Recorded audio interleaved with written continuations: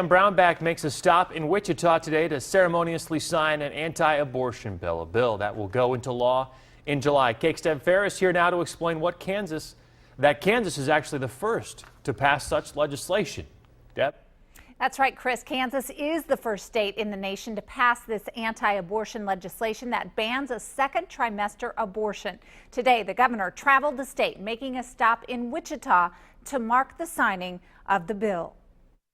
The American public, in learning of partial birth abortions, strongly supported the banning of this horrific procedure. Catholic families and several Bishop Carroll High School students gathered to watch as Governor Sam Brownback reenacts the signing of an anti-abortion bill. And this historic legislation, though it does not eradicate the evil of abortion, brings us one step closer. Brownback signed the legislation 3 weeks ago in Topeka, but says he's making 4 stops in Kansas to bring attention to the bill. The legislation will ban a common second trimester procedure that the governor describes as dismembering a fetus.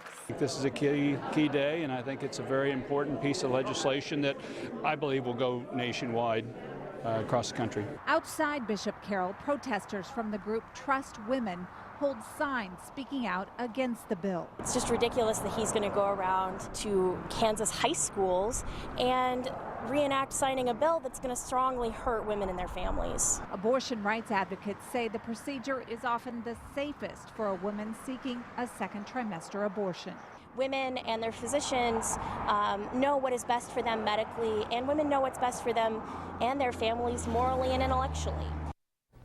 Brownback also made stops in Lenexa, Pittsburgh, and Hays today. And while Kansas is the first state in the country to sign this bill into law, Oklahoma followed just a week later. Chris? And some abortion rights groups have already talked about filing a lawsuit against the first of its kind anti-abortion law. The Kansas Attorney General now asking that the state spend $450,000 to get ready to defend the law.